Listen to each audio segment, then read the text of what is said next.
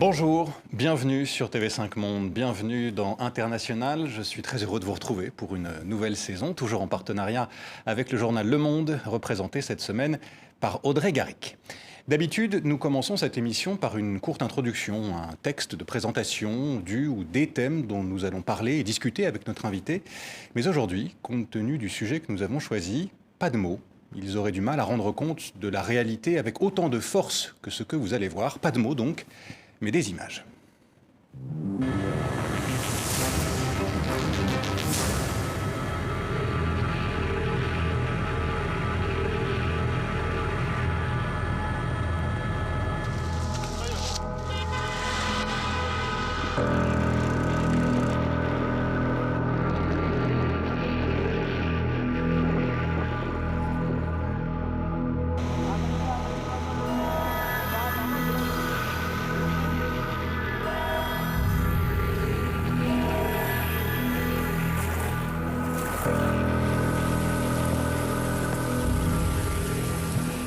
Tempête en France, inondations au Pakistan, sécheresse en Somalie et incendie en Algérie et aux États-Unis. C'est un résumé non exhaustif des catastrophes naturelles et meurtrières de ces 2 derniers mois. Bref, de l'été dans l'hémisphère nord, des catastrophes qui sont toutes liées, de près ou de loin, au réchauffement climatique. C'est de ce sujet que nous allons parler avec notre invitée, Valérie Masson-Delmotte. Bonjour. Bonjour. Vous êtes paléoclimatologue française, membre du bureau du GIEC. Vous co-présidez l'un de ces groupes de travail, le groupe numéro 1, dont le sujet est l'évolution du climat. Vous êtes aussi membre du Haut Conseil pour le climat en France. Qu'est-ce que vous vous dites quand vous voyez ces images-là, celles qu'on vient de diffuser? En fait, ça manifeste la réalité de ce climat qui change, avec des effets qui sont insidieux, chroniques, et puis des effets aigus, avec des impacts généralisés et graves partout. Je pense aussi, ça n'a pas été mentionné, à une vague de chaleur exceptionnelle avec une pénurie d'eau en Chine, par exemple, récemment. Et puis, ça montre à quel point nous sommes vulnérables partout dans le monde face à ces impacts du changement climatique et pas prêts. Est-ce qu'on peut parler d'accélération du changement climatique au vu de ce qui s'est passé cet été? Et est-ce qu'aussi ça va plus loin que ce que même les modèles climatiques prévoient? Moi, j'utilise le terme d'intensification, c'est-à-dire on a des événements, par exemple, extrêmes chauds, qui auraient eu une probabilité infime de se produire si nous n'avions pas accumulé de la chaleur dans le climat du fait de nos rejets de gaz à effet de serre, qui deviennent plus intenses, plus fréquents, qui provoquent des dommages croissants. Le seul aspect de l'évolution du climat qui vraiment strictement accélère, c'est le rythme de montée du niveau de la mer, qui est peut-être moins spectaculaire, mais dont les manifestations vont vraiment escalader au cours des prochaines décennies. Et sur certains événements chauds récents, les extrêmes chauds, notamment en Europe de l'Ouest, leur intensité actuellement est plus forte que ce qui est attendu dans les modèles de climat dont nous disposons aujourd'hui. Donc est-ce qu'on peut parler d'accélération, pour reprendre le mot qu'utilisait Audrey? Moi, je dis intensification et aggravation des effets. Compte tenu de cette intensification, de cette aggravation, est-ce qu'il y a des régions dans le monde qui sont plus touchées que d'autres, plus vulnérables que d'autres? Oui, alors quand on regarde les endroits qui sont particulièrement exposés, particulièrement vulnérables et où les multiples facettes d'un climat qui change se conjuguent, il y a un certain nombre de régions qui ressortent. Les petites îles, avec des effets à la fois sur les écosystèmes et qui affectent les sociétés humaines, les régions semi-arides, les États en développement les moins avancés, où en fait une partie importante de la population a des modes de vie, des revenus qui dépendent directement de l'état des conditions météorologiques, communautés de pêcheurs, communautés agricoles. Les régions de montagne aussi sont fortement touchées, l'Arctique. Et puis la dernière région dont je voulais parler, c'est le tour de la Méditerranée, qui est un de ces points chauds des manifestations, des conséquences d'un climat qui se réchauffe. Et on l'a vu encore ces dernières semaines, incendie en Algérie, sécheresse au Maroc, tempête en Corse aussi cet été en France. Est-ce que vous diriez que la France est particulièrement vulnérable au-delà du pourtour méditerranéen? Alors la France, elle n'est pas dans les pays les plus vulnérables, compte tenu de ses ressources, de ses capacités à agir. Bien sûr, la vulnérabilité, elle est plus forte quand le niveau de richesse, quand les systèmes de mutualisation de risques sont beaucoup plus limités. Par contre, elle est particulièrement exposée. On considère qu'à peu près 2/3 des Français vivent dans des endroits qui sont fortement exposés aux aléas climatiques. On a aussi un littoral en métropole, en outre-mer, avec des zones de basse terre, des falaises meubles, particulièrement concernées par la montée du niveau de la mer. Et sur l'été 2022, en tout cas en Europe de l'Ouest, il est vraiment emblématique de risques majeurs qui vont augmenter à mesure du niveau de réchauffement planétaire. La chaleur extrême, ses effets pour la santé, ses effets également pour les écosystèmes, donc l'état du vivant en Méditerranée. On commence à en avoir les premières analyses du fait d'une vague de chaleur marine aussi. Le dépérissement des forêts, on le voit directement. Les risques de pénurie d'eau, on a vu par exemple les conséquences graves pour le Rhin ou bien la vallée du Pô avec des enjeux multiples, y compris sur l'activité économique, industrielle. Et puis les chocs sur les rendements agricoles, c'est aussi une des 4 conséquences majeures, la 4e étant le risque d'inondations multiples. Compte tenu de ce tableau que vous brossez, Valérie Masson-Delmotte, compte tenu des images aussi que nous venons de voir, est-ce que vous pensez que tout cela, que ces catastrophes vont durablement marquer les consciences, les esprits, et que finalement ces 2 mois, juillet-août 2022, vont marquer une forme de tournant? C'est des choses qui vont être amenées à être étudiées. Les travaux en fait des chercheurs en sciences sociales que je lis, ce n'est pas mon propre domaine, moi je suis physicienne de formation, ils montrent que ce qui conduit à faire évoluer la manière de voir les choses, ça peut être des éléments scientifiques, ça peut être l'expérience même des limites aux capacités d'adaptation aujourd'hui, la perception de la vulnérabilité. Mais ça se heurte parfois à des habitudes, des valeurs enracinées. Il y a parfois ce déni qui est présent, qui reste présent et qui consiste à se dire « bon ben voilà, ça a été très dur, c'est passé, ouf ».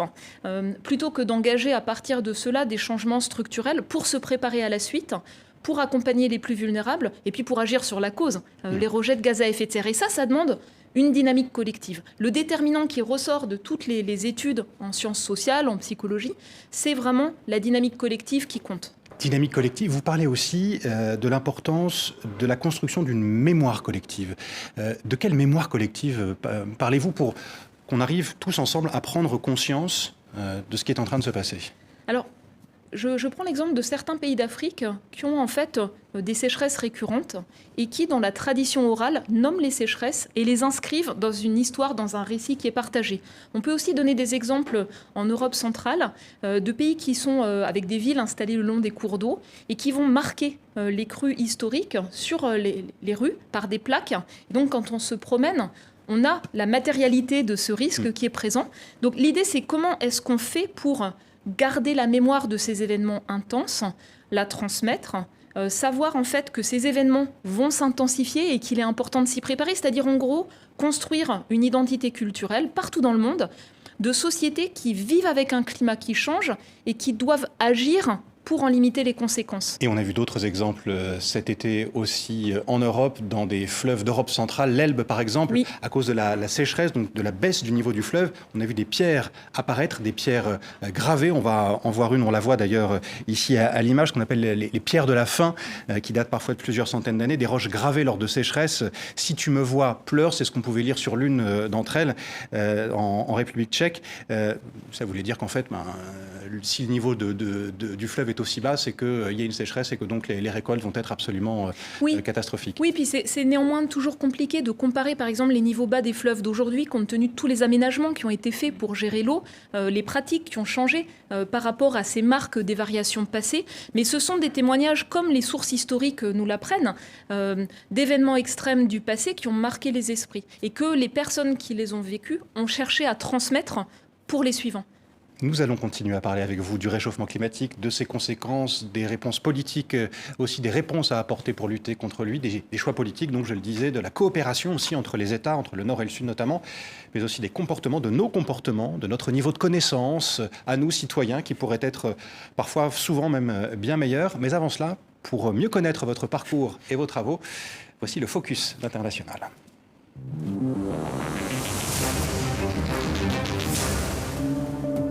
Une étendue blanche, immense, immaculée, mais en danger. L'Arctique qui fond à vue d'œil a été, Valérie Masson-Delmotte, votre premier terrain d'étude. carotter la glace jusqu'à 3 km de profondeur, un voyage de 800 000 années. Cette glace contient par strates les informations permettant de dater et comprendre les changements climatiques sur Terre. Votre rôle au sein du GIEC aujourd'hui, c'est utiliser cette étude et en maîtriser 14 000 autres pour rédiger un rapport, alerter dans le cadre des COP ou encore, comme ce mercredi, prendre la parole lors du séminaire d'un gouvernement français très critiqué sur la question climatique. La volonté politique, la volonté citoyenne, ce sont des points essentiels pour réussir les transformations nécessaires pour limiter le réchauffement à un niveau bas. Convaincre de l'urgence, répéter que chaque degré compte. A quarter of this land is degraded. Dans toutes les langues et en utilisant tous les graphiques possibles sur les précipitations, l'acidification des eaux, les températures actuelles, déjà inquiétantes, et celles que l'on redoute. Et puis, il y a les tableaux qui se dispensent de commentaires, comme celui-ci, sur la concentration de dioxyde de carbone et la montée des eaux. Vous enchaînez les rapports alarmants, mais la maison brûle toujours. Comme en ce moment dans le nord du Brésil, un pays dirigé par Jair Bolsonaro, un climato-sceptique assumé, tout comme l'un de ses modèles. Se rendant sur les lieux d'un feu de forêt en Californie, catastrophe due à la canicule, Donald Trump, alors président des États-Unis, fut l'auteur d'une séquence mémorable. Ça finira par se refroidir, vous allez voir. J'aimerais que la science soit d'accord avec vous. Je ne pense pas que la science sache réellement. Heureusement, ceci est presque un cas isolé. La plupart des dirigeants sont convaincus, mais au-delà des grands discours, les gestes concrets et l'exemplarité implorée par le GIEC se font attendre. Les citoyens, eux, prennent de plus en plus conscience de l'urgence de la situation, mais il leur arrive de recevoir des signaux contradictoires. Nous en avons fait l'expérience en allant sur votre compte Twitter, bien malgré vous. Juste après le dernier rapport du GIEC, apparaît le logo de l'un des plus gros pollueurs de la planète. Alors que les choses soient claires, vous ne diffusez pas de messages de Total Energy sur votre compte Twitter, Valérie Masson-Delmotte. C'est l'algorithme de Twitter qui fait ça. D'ailleurs, qu'est-ce que vous pensez de l'action des géants du numérique dans la lutte contre le réchauffement climatique? Est-ce qu'elle est suffisante? En fait, je ne peux pas vous la résumer parce que je la connais mal. Par contre, ce qui est évident, c'est que les réseaux sociaux, c'est une plateforme qui va avoir tendance à favoriser des approches très clivantes, des polémiques, faciliter la diffusion de fausses informations qui captent l'attention. Et c'est beaucoup plus délicat de les utiliser pour le partage de connaissances. C'est ce que j'essaie de faire via des longs fils sur Twitter. Je pense qu'il y a vraiment une place pour ça. J'ai des collègues aussi qui commencent à travailler, des physiciens, sur l'utilisation du réseau social TikTok, qui est très utilisé par les plus jeunes, et qui me disent en fait que c'est une opportunité aussi d'échange direct entre des scientifiques et puis des gens curieux, de bonne volonté, qui ont envie de mieux s'approprier, mieux comprendre, mieux participer parfois aussi au progrès des connaissances. Le partage de connaissances, vous le faites donc sur les réseaux sociaux. Vous l'avez fait aussi dans un autre cadre, cette semaine, à Paris, dans le palais de l'Élysée, devant le gouvernement français, réuni en séminaire. C'était pour une formation, en tout cas c'est comme ça que votre intervention a été présentée dans les médias. Comment ça s'est passé? Donc j'avais été sollicitée début août et puis on m'a confirmé cette invitation la semaine précédente. Donc l'idée en fait c'était de partager avec l'ensemble des membres du gouvernement les éléments scientifiques de base sur l'état du climat, les causes du réchauffement observé, ne serait-ce que le fait que l'intégralité du réchauffement observé depuis la fin du 19e siècle est due aux conséquences des activités humaines reste parfois mal connu et mal compris. L'ampleur des conséquences, mais aussi les leviers d'action pour construire une adaptation à un climat qui change, les limites, et puis les enjeux de baisse des émissions de gaz à effet de serre, les leviers d'action qui existent. Et je pense que c'était une chance. Je ne crois pas qu'il y a beaucoup de gouvernements dans le monde qui ont pris ne serait-ce que 30 minutes comme là pour écouter ces éléments qui sont le résultat du travail de milliers de scientifiques dans le monde. Et j'ai eu l'opportunité en fait de répondre aux questions de ces membres du gouvernement et d'écouter leurs échanges sur la mise en scène, en fait, la mise en œuvre de la planification de l'action transverse aux différents ministères. On se doute que c'est un peu confidentiel, mais est-ce que vous pouvez nous dire un petit peu quelles ont été les questions des membres du gouvernement ou la teneur de quelques-uns des échanges? Alors, parmi les questions qui ont été abordées, donc, il y a des situations qui à la fois sont des situations de crise et puis qui s'inscrivent dans une action de long terme pour faire face au changement climatique. Alors, quelques exemples, c'est bien sûr du fait des incendies de forêt, la question de savoir comment agir comment restaurer, préserver les forêts par la suite. Donc moi j'ai souligné l'importance aussi d'avoir un cadre qui mobilise la recherche académique, la recherche scientifique pour éclairer des décisions qui doivent être prises dans les années à venir. Une autre question bien sûr d'actualité, c'est le fait dans cette situation de pénurie d'eau grave de construire des changements structurels pour ne pas gérer crise après crise, mais pour se préparer et maîtriser aussi la demande en eau, avec des questions qui peuvent être délicates. On aurait souvent envie de stocker de l'eau en surface pour pouvoir irriguer, pour pouvoir maintenir des rendements agricoles. Et puis en même temps, il y a l'enjeu de remplir les nappes, d'assurer la continuité de l'écoulement de l'eau pour les rivières, pour les écosystèmes aquatiques, un potentiel d'action en restaurant des zones humides, donc en faisant avec la nature. Et donc ça demande aussi bien sûr une réflexion de fond, même pour éclairer des choix immédiats. Et puis le dernier sujet qui est important, c'est la question de la sobriété. Donc on est dans une situation de crise avec la guerre en Ukraine pour l'approvisionnement en gaz. On a également une situation très difficile du fait des centrales nucléaires en maintenance et des réservoirs pour la production hydraulique à un niveau très bas.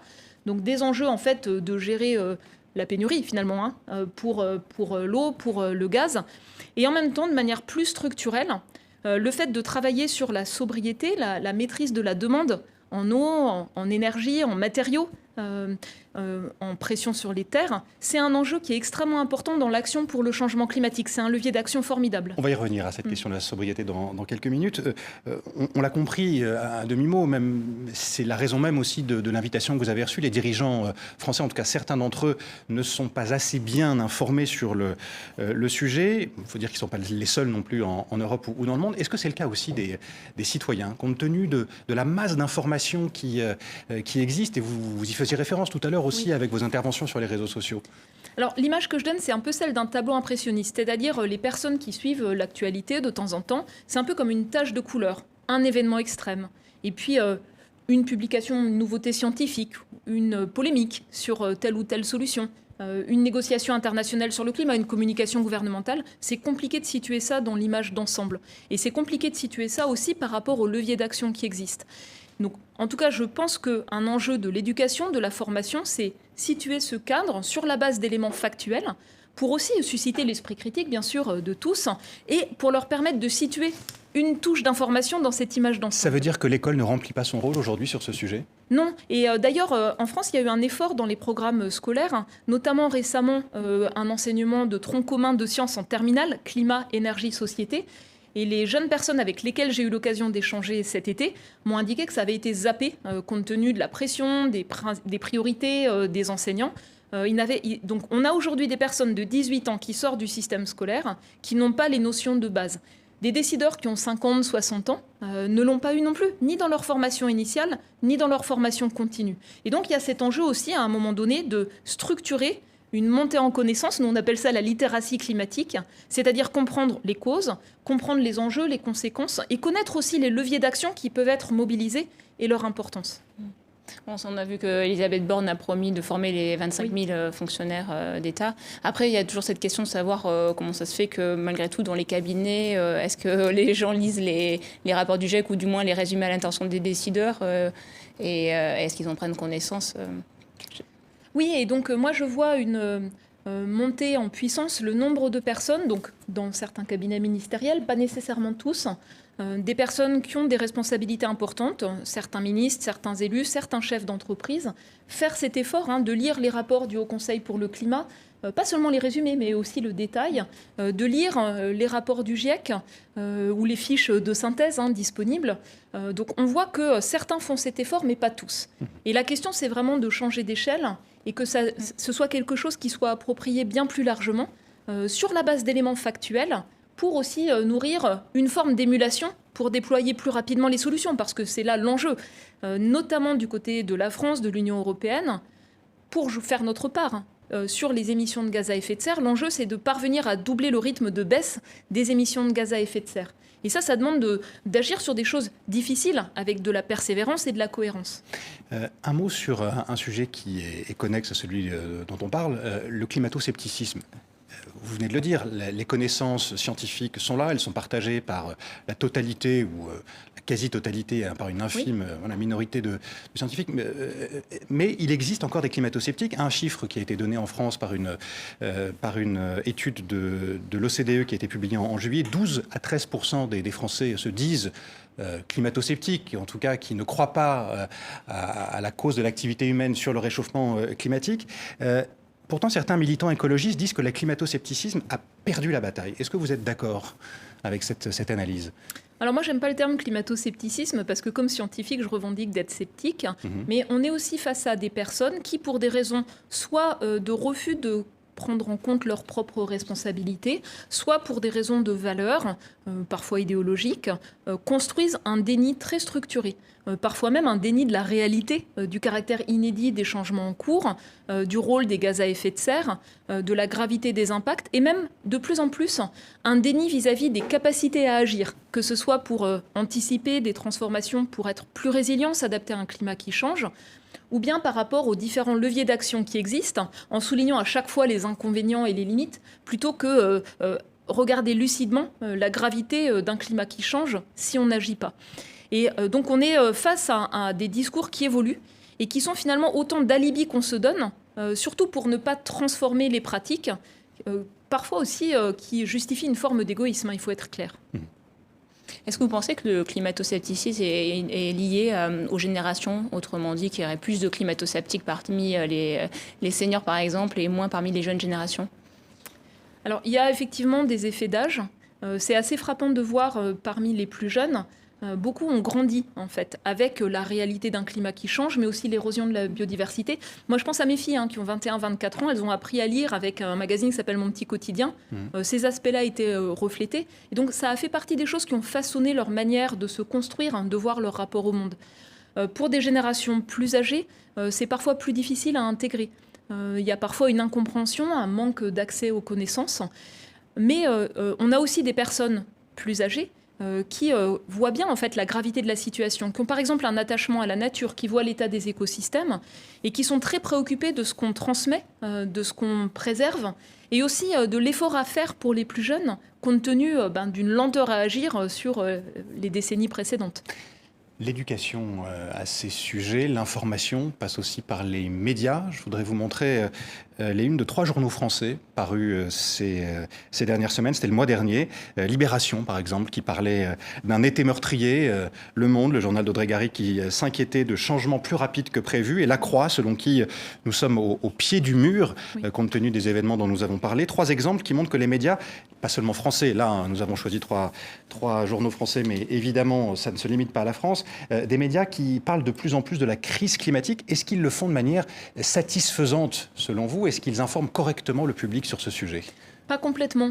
Et j'ai essayé de regarder un peu l'actualité au fur et à mesure de cet été. Il y a toujours en fait des aspects qui semblent complètement dissonants. J'ai vu des unes qui disaient un bel été pour le tourisme. J'ai également vu toutes ces illustrations où on associe la chaleur intense à des enfants qui vont jouer dans des fontaines, en cachant en fait la difficulté pour pouvoir sortir en milieu d'après-midi dans des villes qui sont étouffantes. Beaucoup de médias ont pris conscience de ce genre d'illustration. Ça évolue, mais pas complètement. Et quand on a vu par exemple les images du recul spectaculaire des glaciers, notamment dans les Alpes l'été dernier, chaleur extrême en altitude, et puis pénurie d'enneigement, de précipitations en montagne ce printemps. Donc vraiment une situation spectaculaire.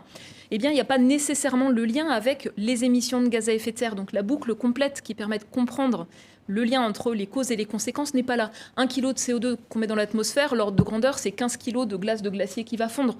Des ordres de grandeur de ce type-là, en fait, ils permettent de mieux connecter nos actions quotidiennes, les leviers d'action aussi qui existent, et puis les conséquences. Parlons maintenant de l'action, justement, de ces leviers que vous évoquez, Valérie Masson-Delmotte. L'action à mener pour lutter contre le réchauffement climatique. Mais avant de rentrer dans le vif du sujet, je voudrais vous faire écouter l'extrait d'un discours que vous connaissez certainement, discours prononcé il y a tout juste 20 ans.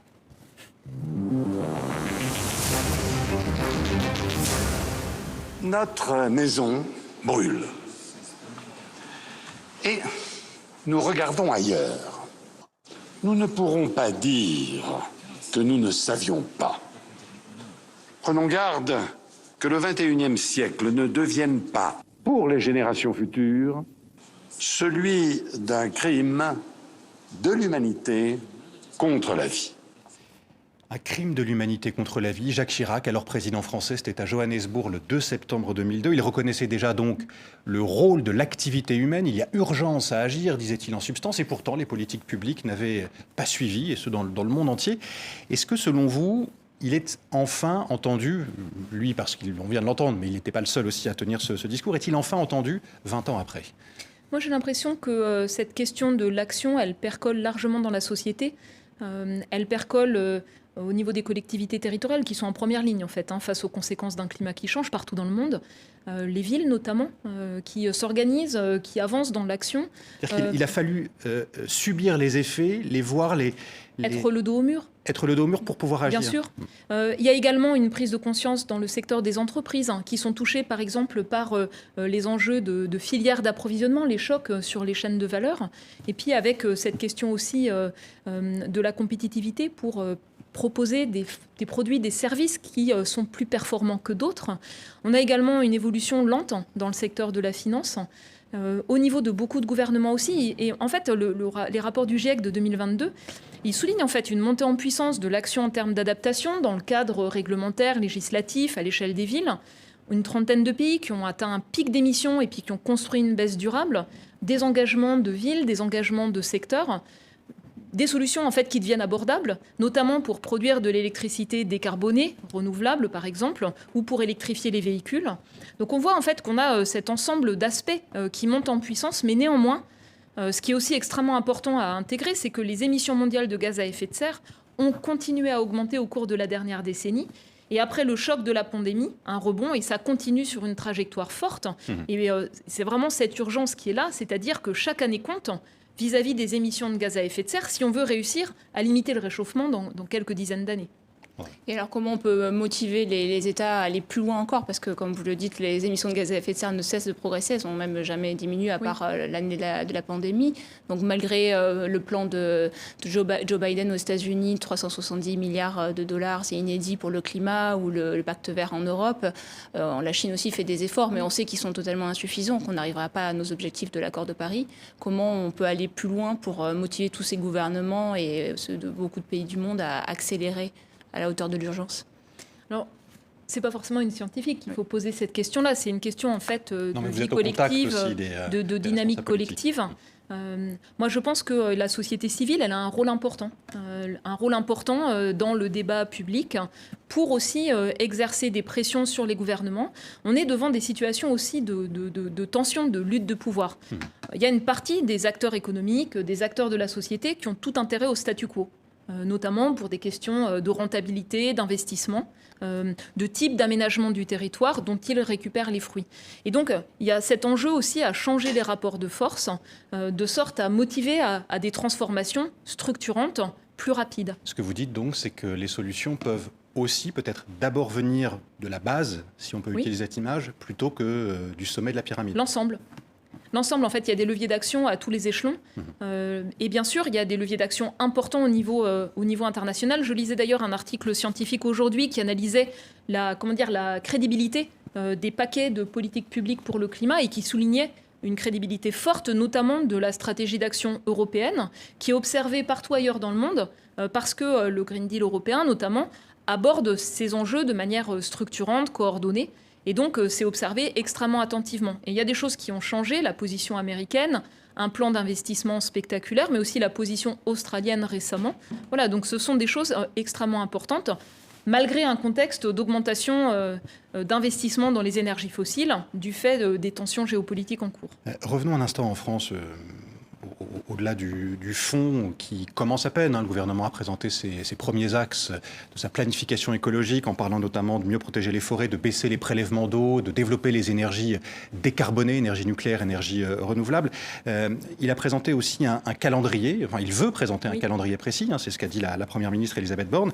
Elle souhaite aussi pour cela un suivi pour ces mesures, ainsi qu'un tableau de bord qui serait public, donc avec des comptes à rendre devant les citoyens. Qu'est-ce que vous pensez de cette méthode ?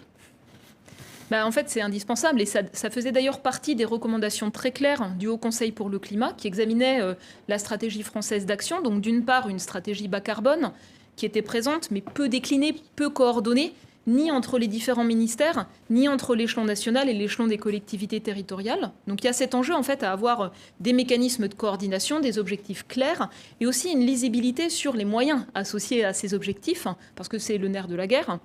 Et puis d'autre part, au-delà de cet aspect-là, il y a aussi la clarté sur l'action publique pour la rendre plus lisible et aussi pour motiver l'ensemble des personnes vivant en société à faire leur part. La question de la motivation est importante. Vous avez dit dans une interview que nous devons faire le deuil de paysages que nous aimons, que nous ne retrouverons plus. D'autres disent qu'un monde est en train de disparaître. C'est un constat, et on le voit, qui peut rendre mélancolique, voire anxieux. Les psychiatres voient d'ailleurs de plus en plus de patients qui souffrent de ce nouveau symptôme, en quelque sorte d'éco-anxiété. Est-ce que vous voyez là, dans la société, un frein à l'action avec cette éco-anxiété ? Mais en fait, la première chose, c'est les gens qui souffrent directement des impacts graves d'un climat qui change. Des dizaines de millions de personnes déplacées au Pakistan, ce n'est pas de l'éco-anxiété. Il y aura des impacts sur leur santé, il y aura des impacts sur leurs revenus, sur leurs conditions de vie, sur leur santé mentale de manière tragique. Les personnes qui ont été déplacées avec des incendies cet été en France, ce n'est pas de l'anxiété en fait, c'est vraiment une dimension qui les touche directement, grave.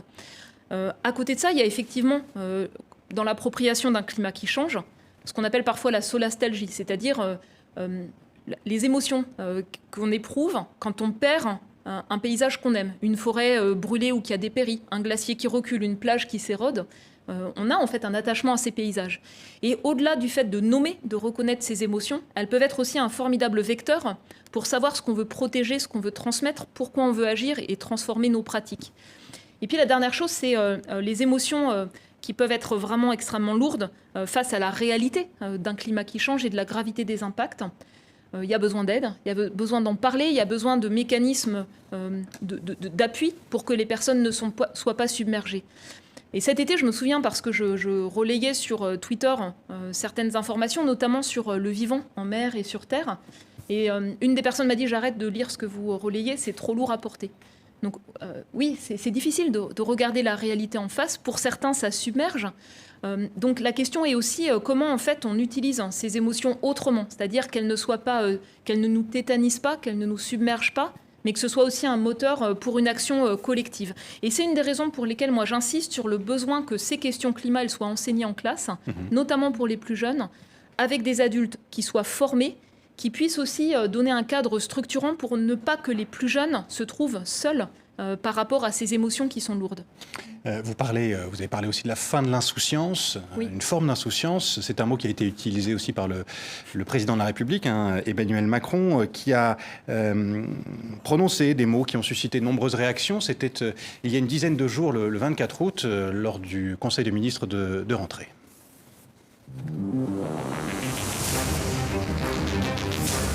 Nous vivons, et cela pas simplement depuis cet été et ces dernières années, au fond, la fin de ce qui pouvait apparaître comme une abondance,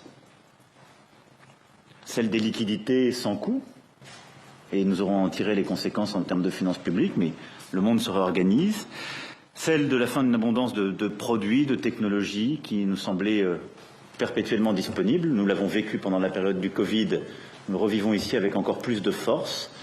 La rupture des chaînes de valeur, la rareté de tel ou tel matériau et technologie réapparaît, la fin de l'abondance de terre ou de matière, et celle de l'eau également.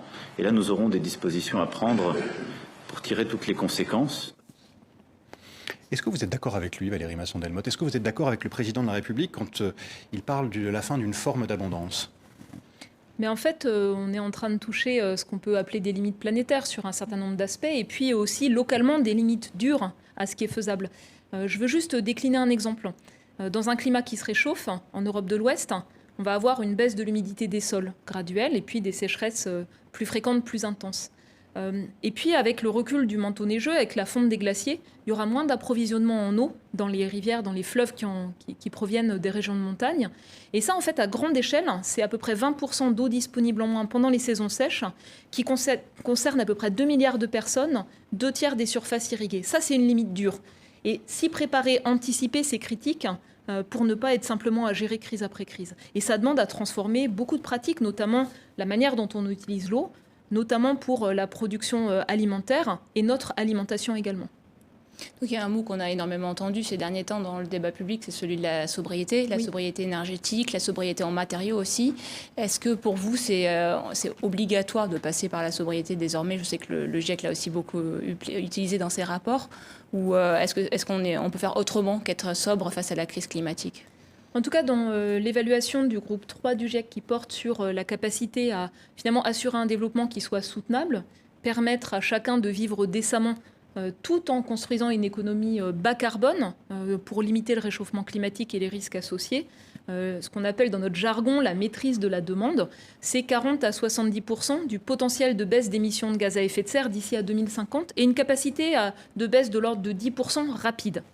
Donc c'est quelque chose qui est incontournable. Il faut bien le comprendre. C'est pas l'austérité, c'est pas la gestion de pénurie. C'est vraiment construire des manières, par exemple, de penser, de concevoir les bâtiments en réutilisant les matériaux, de sorte qu'on ait moins besoin d'énergie pour le fonctionnement des bâtiments, par exemple. C'est un ensemble d'aspects qui ne relèvent pas que des choix personnels, mais de stratégies qui permettent à chacun d'avoir un style de vie sobre en carbone. Et c'est ça le point important. Parfois, dans le discours public, on entend sobriété, les entreprises, les particuliers doivent se serrer la ceinture. C'est un peu comme ça que c'est perçu. Le terme anglais, c'est sufficiency. Il n'est pas le même, c'est-à-dire suffisamment pour vivre bien, tout en remplaçant des usages, en arrêtant certaines choses qui sont plus tenables, et puis en améliorant d'autres usages également. Ce qui veut dire donc que, de manière, selon vous en tout cas, irrémédiable, on va devoir changer notre manière de vivre. On ne peut plus vivre comme on le faisait... Il y a d'autres termes pour décrire ça. C'est aussi des manières de consommer, des manières de produire qui soient beaucoup plus intelligentes, beaucoup plus soutenables sur les déchets, sur l'utilisation des matières premières, sur l'utilisation d'énergie et bien sûr les rejets de gaz à effet de serre. Et sur les transports, est-ce qu'on pourra prendre encore l'avion autant qu'on pouvait le faire, enfin, pour ceux qui avaient la chance de pouvoir le faire il y a quelques années? Est-ce que ces questions-là aussi touchent... Ça touche tous les secteurs d'activité. Les transports, c'est un point important. La France, en fait, elle a déjà un mix électrique essentiellement décarboné. Et donc, son premier facteur d'émissions de gaz à effet de serre, c'est les transports. Et pour ce secteur-là, à peu près la moitié, c'est la voiture individuelle. Donc, la question de l'avion, elle est intéressante, mais c'est seulement une partie de la population française ou mondiale qui va faire des vols longue distance régulièrement. Et donc, à l'échelle individuelle, éviter un vol longue distance, c'est un poids énorme, en fait, pour réduire son empreinte carbone. Et le secteur aérien, c'est un secteur particulier. Il y a des aspects essentiels aux échanges internationaux. Et en même temps, c'est un secteur pour lequel les gains d'efficacité sont limités. Et donc, s'il veut contribuer à la baisse des émissions de gaz à effet de serre, la maîtrise de la demande, c'est un point qui est critique. On n'a pas aujourd'hui d'avions décarbonés, ça ne va pas venir tout de suite.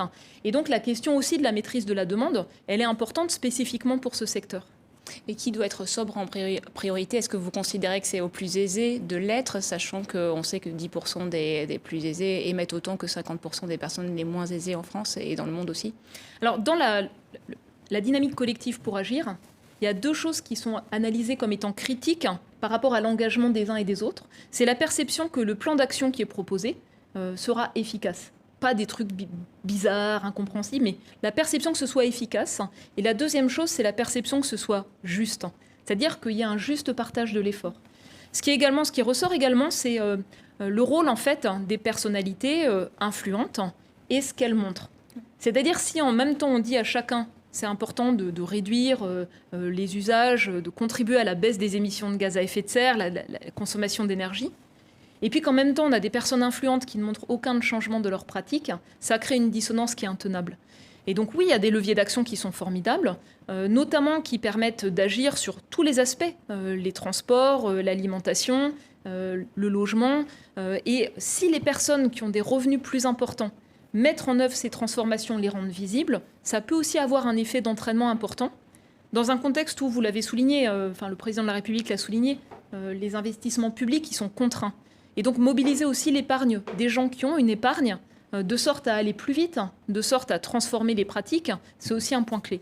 La sobriété dont nous parlons, elle est à la fois structurelle, on l'a compris, et aussi conjoncturelle, sobriété énergétique notamment liée à la guerre en Ukraine, aux conséquences de la guerre en Ukraine. La Russie ne livre plus de gaz à la France, elle n'en livre plus depuis quelques jours maintenant à l'Allemagne notamment. Il faut donc s'adapter, et s'adapter, ça a parfois un coût écologique aussi. La France et d'autres pays, l'Allemagne notamment, vont rouvrir ou ont rouvert des centrales à charbon. Est-ce que la lutte contre le changement climatique risque là, dans ce cas-là, de passer à la trappe selon vous ? En fait, la crise actuelle, elle montre aussi des enjeux d'indépendance. Pour la France, c'est le cas pour le gaz, mais aussi les autres énergies fossiles qu'on importe de pays qui ne sont pas nécessairement bienveillants, ni pour la démocratie, ni pour les droits humains. Elle montre aussi une dépendance sur les engrais minéraux, qui touchent aussi les activités agricoles. Donc la question, en fait, n'est pas que sur le gaz, mais elle est aussi sur d'autres approvisionnements. Moi, je voudrais rebondir sur le gaz, parce que quand on regarde ce qui émet le plus de gaz à effet de serre dans le monde, ce sont les émissions associées à l'utilisation de charbon, mais aussi de pétrole et de gaz. Et parfois, c'était présenté comme une énergie, disons, de transition, voire parfois propre. C'est parfois affiché même sur des bus. Ouais. Ça a reçu le label vert de la Commission européenne. La combustion de gaz fossile, ce qui est important de comprendre, c'est que ça émet à la fois du dioxyde de carbone, donc ça contribue au réchauffement planétaire par cet aspect-là, et les fuites de gaz, de méthane, elles tirent aussi à la hausse le réchauffement en interagissant aussi avec la qualité de l'air, parce que ça modifie la chimie de l'atmosphère, ça favorise les pics d'ozone, qui est un polluant toxique pour nous, toxique pour la croissance des plantes. Et donc peut-être que cette crise, qui, dans la panique, conduit à essayer de diversifier les approvisionnements en gaz, importation de gaz naturel liquéfié, ça va aussi entraîner une prise de conscience plus large sur le poids de cette énergie fossile et faire accélérer les actions plus transformatrices vers de la production d'énergie, de chaleur ou d'électricité vraiment bas carbone. Quittons l'Europe, Valérie Masson-Delmotte, pour l'Afrique, pour le Gabon, où s'est tenue ces derniers jours la Semaine africaine du climat, une réunion de préparation à la COP27, au cours de laquelle le président gabonais, Ali Bongo, a pris la parole.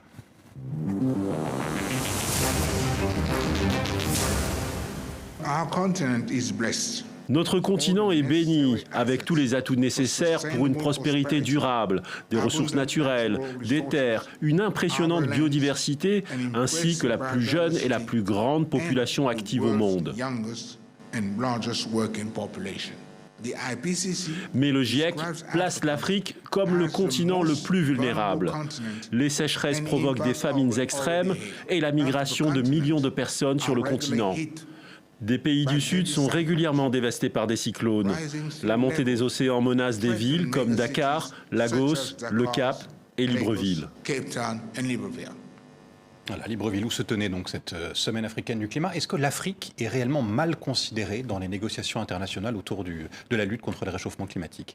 En fait, il y a une opportunité cette année, puisque la COP27, qui est une étape importante dans le cadre de la Convention des Nations Unies sur le changement climatique, aura lieu en Égypte et mettra l'accent, je pense, sur à la fois les impacts, les risques liés au changement climatique en Afrique, mais aussi les enjeux d'adaptation et les opportunités aussi d'accélérer l'accès à des technologies propres pour que les besoins d'infrastructures de base, qui sont très larges encore en Afrique, puissent mobiliser les méthodes en fait, les plus performantes. Il me semble que ce seront des enjeux importants.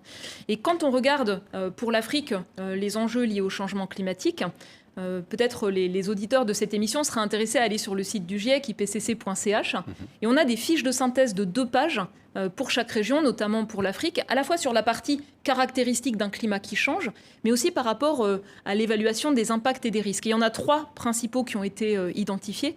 Le premier, c'est la perte de biodiversité. L'Afrique, elle a une biodiversité incroyable, préservée, très riche, avec des services, des fonctions qui sont extrêmement importants pour les sociétés locales. Par contre, elle est particulièrement à risque, notamment même si le niveau de réchauffement planétaire atteint 1,5 degré, et on y va dans les prochains 20 ans sur ce niveau de réchauffement. Donc la perte de la biodiversité. Le deuxième risque essentiel, c'est un risque en matière de santé. C'est un des continents où la population sera exposée à des conditions extrêmement chaudes et humides de plus en plus fréquemment. Des effets directs et indirects en termes de santé, indirects par rapport aux maladies à vecteurs notamment, par rapport à l'eau. Et enfin, le troisième risque majeur, c'est, et on le voit déjà, des effets graves sur la production alimentaire, donc des chocs sur les rendements, à la fois pour la production de cultures, l'élevage, mais aussi pour les pêcheries.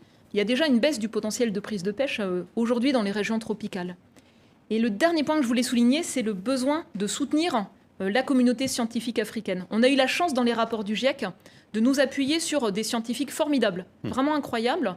On voit qu'il y a un foisonnement de connaissances produites par les chercheurs africains, qui souhaitent être, eux, les interlocuteurs dans leur pays pour fournir les connaissances, éclairer les choix. Mais si on regarde à l'échelle planétaire, les financements pour la recherche scientifique, c'est mon domaine, donc je suis à l'aise pour en parler, il y en a seulement 4% qui est à destination des chercheurs africains pour produire les connaissances qui sont critiques à l'échelle des villes, à l'échelle des stratégies d'action pour éclairer l'action qui sera portée dans ce continent. Oui, les pays africains paient un lourd tribut au réchauffement climatique et pourtant ne sont responsables que de 4% des émissions mondiales. Et la même situation, on la voit aussi dans d'autres pays du Sud, en Asie ou en Amérique du Sud. Est-ce que vous considérez que les pays riches allouent suffisamment de fonds pour aider les pays pauvres à la fois à lutter contre le changement climatique, mais surtout à s'adapter et à faire face aux effets de la catastrophe climatique? En tout cas, les évaluations qui ont été faites dans le cadre des rapports du GIEC, ce n'est pas mon avis, mais c'est des éléments factuels. Il souligne effectivement une vulnérabilité très grande, une exposition, notamment par un manque d'infrastructures de base. Il souligne un manque énorme de financement pour l'adaptation et notamment pour les personnes les plus fragiles dans les pays les plus fragiles. C'est un point compliqué, la capacité à mobiliser des financements, notamment internationaux, pour ceux qui n'ont pas les ressources pour compléter les formulaires et toutes les étapes de crédibilité de ces projets. Et puis la dernière chose, c'est que les représentants des pays africains soulignent le fait que beaucoup d'aide qui est apportée dans le cadre de l'action pour le climat, elle est ciblée sur l'accès à des énergies décarbonées, donc sur l'atténuation, et pas suffisamment pour l'adaptation. Donc ils demandent aussi un rééquilibrage en fait des flux financiers internationaux, de sorte à pouvoir limiter finalement les pertes et dommages. Et c'est le dernier point sur lequel je voulais insister. L'Afrique, c'est un des continents pour lequel, clairement, dès aujourd'hui, les conséquences du changement climatique freinent, ralentissent, diminuent la croissance économique qui est pourtant critique pour le développement, pour le progrès social, pour les infrastructures indispensables. Et l'Afrique qui va chercher à parler d'une seule voix, donc lors de la prochaine COP, COP27 début novembre, vous l'avez dit, en Égypte. Est-ce qu'elles servent encore à quelque chose, ces COP, quand on voit notamment que la COP 21, celle de Paris, les objectifs fixés, finalement, Audrey le disait tout à l'heure, ils ne seront pas atteints? À quoi ça sert encore Alors, chaque pays, dans le cadre de l'accord de Paris sur le climat, met sur la table ses objectifs, ses promesses. Et ensuite, il y a un mécanisme d'évaluation et de suivi. Et l'échéance critique, ce sera celle de l'année prochaine, 2023, où il y aura le premier inventaire global de l'accord de Paris, et notamment le suivi des engagements qui ont été pris. La publication que je citais tout à l'heure dans un journal scientifique international montre qu'en fait, l'accord de Paris a conduit à des changements structurants, des évolutions des cadres législatifs, juridiques, et donc notamment pour ceux qui ont compris les engagements les plus ambitieux, en fait, par des mécanismes de planification, de coordination, ont transformé finalement structurellement la gouvernance à l'intérieur des pays de l'action pour le climat. La COP26, elle a été importante l'année dernière aussi, notamment parce qu'un certain nombre de points importants avaient avancé. La pandémie avait freiné complètement la coordination internationale sur le climat.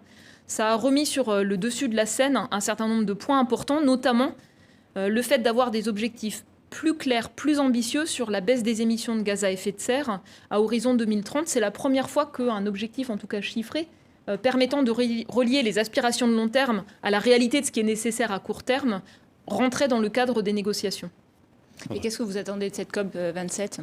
Et surtout dans ce contexte de flambée des prix de l'énergie, de guerre en Ukraine, on voit que, par exemple, les pays du G20 cette semaine n'ont pas réussi à se mettre d'accord sur une déclaration forte sur le climat, et en particulier du fait de division entre la Russie et les autres pays.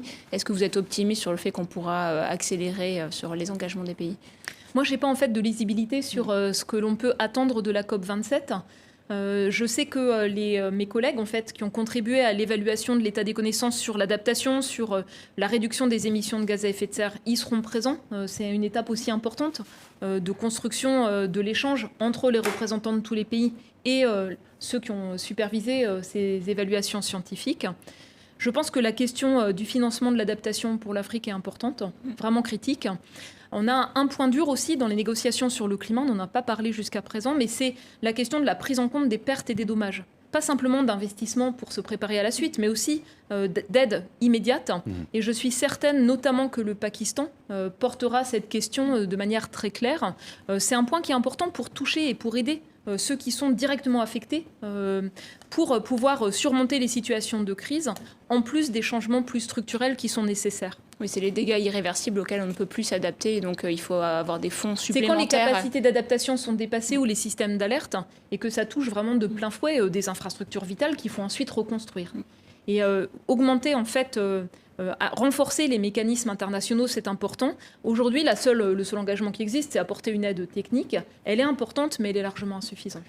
Vous travaillez aujourd'hui, Valérie Masson-Delmotte, donc vous êtes membre du bureau du GIEC, vous travaillez à la synthèse du 6e rapport auquel vous avez déjà participé en tant que coprésidente du groupe numéro 1. Cette synthèse, elle doit être publiée au début de l'année prochaine.